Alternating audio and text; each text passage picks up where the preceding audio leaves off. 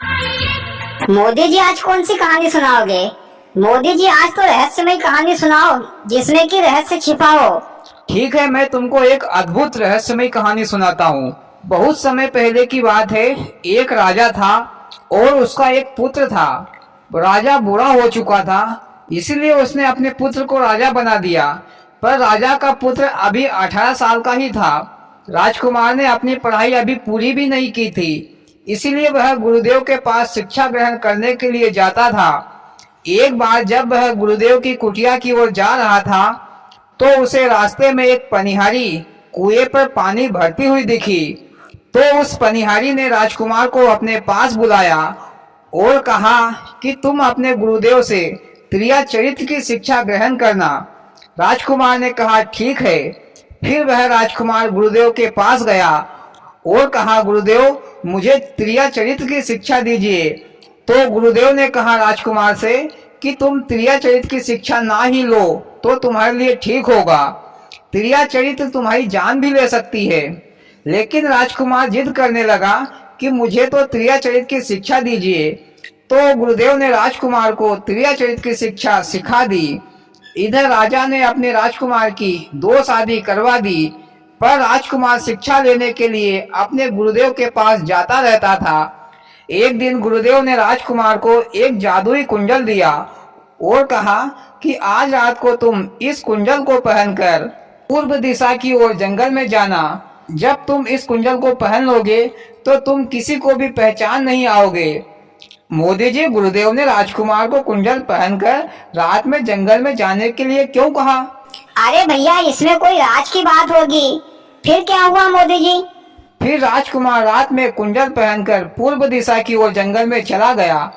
तो राजकुमार ने देखा कि वही पनिहारी रात में भोजन की थाली लिए जंगल की ओर जा रही थी। तो राजकुमार भी उसके पीछे पीछे चल पड़ा। पनिहारी जंगल में एक साधु की कुटिया पर पहुंची। राजकुमार भी चुपके से उनकी बातें सुन रहा था। वह साधु बड़ा ही जादूगर था। साधु ने पनिहारी से कहा, आज तो तुम बहुत लेट आ रही हो। तो पनिहारी ने कहा, स्वामी, मुझे अपने पति को सुलाने में देरी हो गई, इसीलिए लेट आई हूँ। फिर साधु ने कहा कि तुम हमसे ज्यादा प्रेम अपने पति से करती हो, जो इतनी देर से आई हो।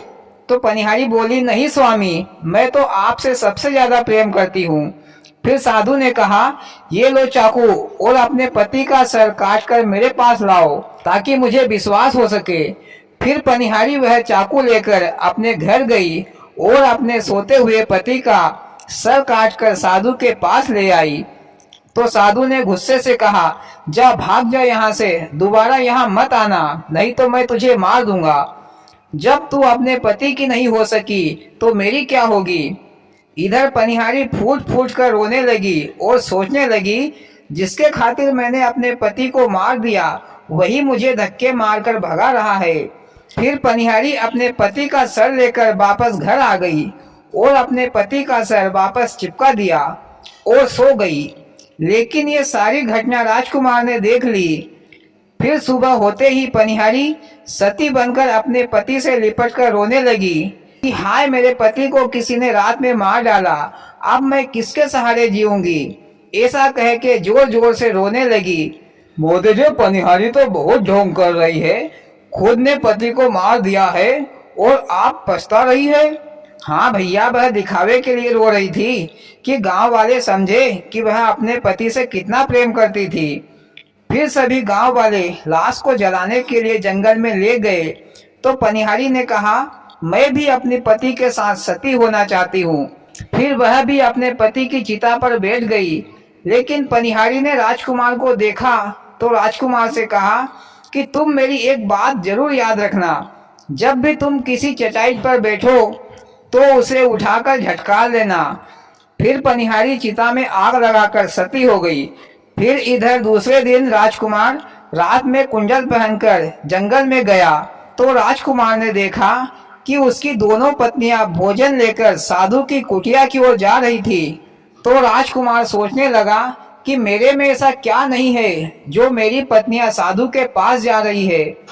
इधर राजकुमार की पत्नियों ने राजकुमार को देख लिया, लेकिन वे राजकुमार को पहचान नहीं पाई। क्योंकि राजकुमार जादुई कुंडल पहना हुआ था। फिर उन पत्नियों ने कहा कि लड़के चलो हमारे साथ साधु के दर्शन कर लेना।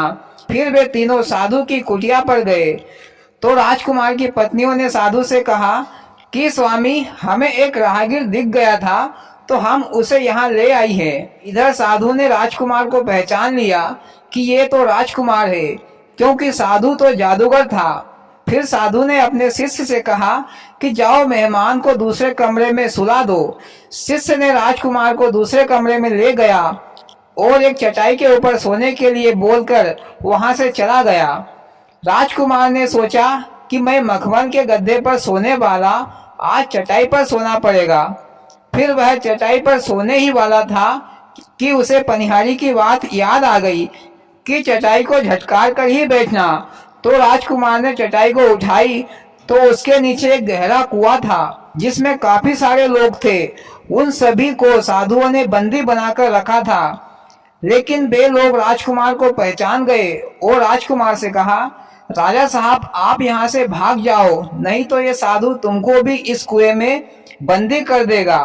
फिर वह राजकुमार वहां से भागकर राजमहल वापस आ गया। फिर साधु ने देखा कि राजकुमार भाग गया है, तो साधु ने राजकुमार की पत्नियों से कहा, जो तुम्हारे साथ आया था वह राजकुमार था। तो राजकुमार की पत्नियां डर गई कि अब हमारा क्या होगा, अब राजकुमार हमको मार डालेगा।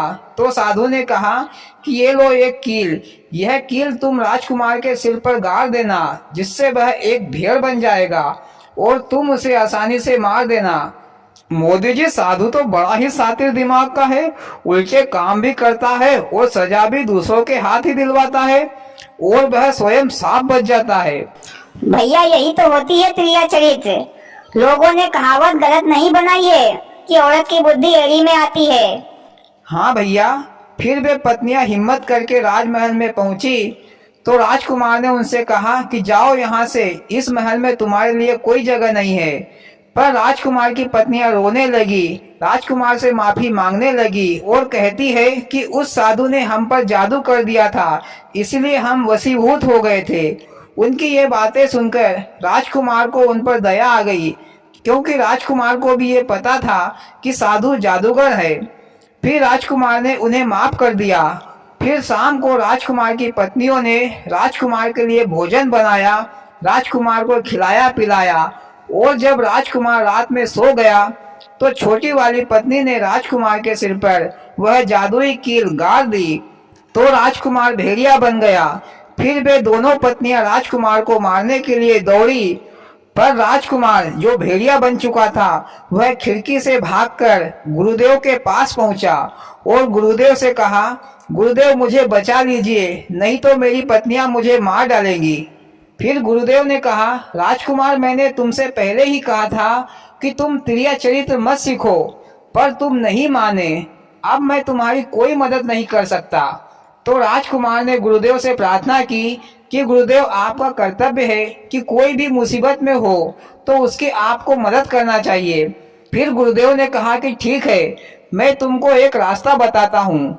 तुम राजा धनवंती के राज्य में चले जाओ और वहां पर तुम तोते के रूप में आराम से रहना, क्योंकि साधु का जादू धनवंती राजा के राज्य में नहीं चलता। मैं तुम्हें एक तोता बना देता हूँ। फिर गुरुदेव ने राजकुमार को एक तोता बना दिया और वह तोता उड़कर राजा धनवंती के राज्य में चला गया। वहां पर सभी तोतों को वह ज्ञान देता, सभी से प्रेम पूर्वक व्यवहार करता, तो वहां के तोतों ने उसे अपना राजा मान लिया और उसकी सलाह के अनुसार कार्य करते थे। इधर वे राजकुमार की दोनों पत्नियां साधु के पास गई और कहा कि स्वामी, राजकुमार तो हमें कहीं भी नहीं मिल रहा है, तो हम उसे कैसे मारेंगे। तो साधु ने अपने जादुई कांच में देखा कि राजकुमार एक तोता बनकर रह रहा है। साधु ने राजकुमार की पत्नियों से कहा कि राजकुमार राजा धनवंती के राज्य में एक तोता बनकर रह रहा है, तो तुम उस तोते को पकड़कर मार डालो। फिर राजकुमार की पत्नियों ने सभी शिकारियों से कहा कि जो भी तोता पकड़कर लाएगा उसे 5 सोने की मुद्राएं दी जाएगी। फिर सभी शिकारी तोते पकड़कर लाते और 5 सोने की मुद्राएं ले जाते। फिर राजकुमार की पत्नियां उन तोतों को मार देती। मोदी जी, राजकुमार की पत्नियां सनका गई थी क्या, जो बेचारे बेजुबान तोतों की हत्याएं करने झुकी है? शंका क्या गई थी, वो तो बौखला गई थी। फिर एक दिन एक शिकारी धनवंती राजा के राज्य में पहुंचा। जिस पेड़ पर राजकुमार तोता रहता था, वह शिकारी उस पेड़ के पास गया। उस पेड़ पर 100 तोते बैठे थे। शिकारी ने सोचा कि मैं इन सारे तोतों को मैं पकड़ लूंगा तो मुझे काफी सारी मुद्राएं मिलेंगी, पर इनको पकड़े तो कैसे पकड़े। फिर उस शिकारी ने गोंद का इंतजाम किया और उस पूरे पेड़ पर गोंद लगा दिया। फिर वे तोते शाम को पेड़ पर रहने के लिए आए तो सारे तोते गोंद लगने के कारण चिपक गए। फिर वे सारे तोते उस राजकुमार तोते से बोले कि अब हम सारे तोते पकड़े जाएंगे, अब हम कैसे बचें। फिर उस राजकुमार तोते ने कहा, जब कोई भी हमें पकड़ने के लिए आए तो उस समय हम सारे तोते उल्टे लटक जाएंगे, जिससे कोई भी हमें पकड़ेगा तो उसे लगेगा कि हम मर चुके हैं। पर सब लोग अपनी गिनती कर लो कि हम कितने तोते हैं। तो सारे तोतों ने गिनती की तो वे सारे तोते 100 निकले। जब हमें कोई भी पकड़ने के लिए आएगा, जब वो हमें पकड़कर नीचे फेंकने लगेगा मरा हुआ जानकर, जब तक हम पूरे 100 तोते नीचे नहीं फेंक दिए जाएंगे तब तक कोई नहीं उड़ेगा। जब हम सारे 100 तोते नीचे गिर जाएंगे तब हम सब एक साथ उड़ जाएंगे। फिर सारे तोतों ने कहा कि हाँ, ऐसा ही करेंगे। इधर दूसरे दिन सुबह वह शिकारी तोतों को पकड़ने के लिए आया तो शिकारी ने देखा कि सारे तोते उल्टे लटक रहे हैं। लगता है कि सारे तोते मर गए। मेरी सोने की मुद्राएं पानी में चली गई। फिर वह शिकारी झाड़ पर चढ़ा और एक एक तोते को चप्पल चप्पल कर नीचे फेंकने लगा। उस शिकारी ने 99 तोतों को नीचे फेंक दिया।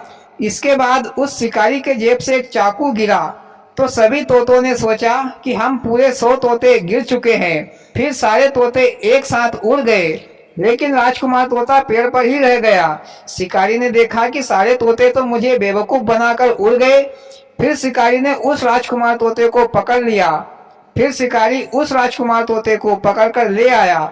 फिर राजकुमार तोते ने शिकारी से कहा कि भाई, तुम मुझे कहाँ ले जा रहे हो? तो शिकारी ने कहा कि मुझे 5 सोने की मुद्राएं मिलेंगी, तो मैं तुम्हें रानियों के पास ले जा रहा हूँ। तो राजकुमार तोते ने कहा, अगर तुम्हें 1000 सोने की मुद्राएं मिले तो तुम मुझे बेचना चाहोगे? शिकारी बोला कि हाँ जरूर, मुझे तो पैसों से मतलब। फिर तोते ने कहा कि यहाँ पास के बाजार में तुम मुझे बेच देना। कोई भी पूछे कि तोते की कीमत क्या है तो तुम बोलना कि तोता खुद बताएगा। फिर वह शिकारी तोते को बेचने के लिए बाजार पहुंचा, पर कोई भी 1000 सोने की मुद्राएं में उस तोते को खरीद नहीं पाए। शाम हो गई, लेकिन राजा धनवंती का नियम था कि बाजार में किसी का भी कोई सामान नहीं बिकता था तो उसे राजा स्वयं खरीद लेते थे। फिर राजा शाम को बाजार पहुंचे और उस तोते के बारे में पूछा कि यह तोता कितने का है। तो शिकारी ने कहा कि महाराज, तोता अपनी कीमत खुद बताएगा। फिर तोते ने राजा से कहा कि जो भी 1000 सोने की मुद्राएं देगा वही मुझे खरीद पाएगा। पर 1000 सोने की मुद्राएं ज्यादा थी, पर राजा नहीं खरीदता तो उसका नियम टूट जाता। इसलिए राजा ने 1000 सोने की मुद्राएं देकर तोते को खरीद लिया। फिर राजा ने तोते को राजमहल में ले आया। तोता राजमहल में राजा से अच्छी अच्छी बातें करता। राजा को भी अब वह तोता मन को भा गया। राजा ने उस तोते को अपनी पुत्री को दे दिया और कहा कि तुम ही इसकी देखभाल करना। फिर राजा की पुत्री यानी कि राजकुमारी तोते को नहलाती, खाना खिलाती और उससे बातें करती। एक दिन जब राजकुमारी तोते को नहला रही थी तो उसको तोते के सिर पर एक कील दिखी। तो राजकुमारी ने उस कील को निकाल दी तो वह तोता राजकुमार बन गया। राजकुमारी ये सब देखकर हैरान हो गई। फिर राजकुमार ने राजकुमारी से कहा कि तुम वो कील वापस मेरे सिर पर गाड़ दो। रात में वह कील निकालना, तब मैं तुम्हें अपने बारे में बताऊंगा। फिर राजकुमारी ने वापस वह कील सिर पर गाड़ दी। इसके बाद रात में राजकुमारी ने अपने कमरे में जाकर वह कील निकाली। फिर वह तोता राजकुमार बन गया। राजकुमार ने राजकुमारी को अपने बारे में सारी बात बता दी। राजकुमारी ने उसकी बातें सुनी तो राजकुमारी को राजकुमार से प्रेम हो गया। फिर वह राजकुमारी रोजाना रात में राजकुमार से बातें करने लगी। इधर राजकुमार की पत्नियां परेशान हो चुकी थी, इसलिए वे पत्नियां साधु के पास पहुंची और कहा कि राजकुमार तो उन्हें कहीं भी नहीं मिल रहा है। फिर साधु ने अपने जादुई कांच में देखा कि राजकुमार राजा धनवंती के पास तोता बनकर रह रहा है। फिर साधु ने कहा कि हम राजा धनवंती के राज दरबार में जाएंगे, वहां पर नाचेंगे गाएंगे तो राजा खुश होकर हमें इनाम देगा। तो हम इनाम के तौर पर उस तोते को मांग लेंगे और उस तोते को मार डालेंगे, क्योंकि राजा को नाच देखना और गाने सुनने का बड़ा शौक है। मोदी जी, इधर साधु बाबा को भी न तो दिन में चैन है न रात में सुकून है। हाँ भैया, वो तो नहीं है। फिर साधु और राजकुमार की पत्नियां राजा के राज दरबार में पहुंचे। राजा को नाच और गाना सुनाया तो राजा साहब खुश हो गए।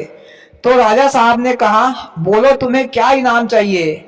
तो साधु ने उस तोते को इनाम के तौर पर मांगा, पर तोते ने राजकुमारी से कह दिया था कि कोई भी उसे मांगे तो वह उसे ना दे, अगर देने की नौबत आए तो वह पिंजरा बाहर फेंके, फिर मैं खुद संभाल लूंगा। फिर राजा वह तोता लेने के लिए राजकुमारी के पास आया तो राजकुमारी ने साफ मना कर दिया, लेकिन राजा ने जबरदस्ती तोते को छीनना चाहा तो राजकुमारी ने वह पिंजरा खिड़की से बाहर फेंक दिया। इधर पिंजरा जैसे ही टूटा तो वह तोता एक बड़ा बाज बन गया और साधु को अपनी चोंच से मार मार कर मार डाला। फिर वह वापस तोता बन गया। इधर राजकुमारी ने अपने पिता राजा साहब को सारी बातें बता दी। फिर राजकुमारी ने तोते के सिर से वह कील निकाल दी तो वह तोता राजकुमार बन गया। फिर राजा धनवंती ने अपनी पुत्री का विवाह उस राजकुमार के साथ कर दिया। इधर राजकुमार ने अपने दोनों पत्नियों को कारागार में बंदी बना दिया। फिर राजकुमार हंसी खुशी रहने लगा।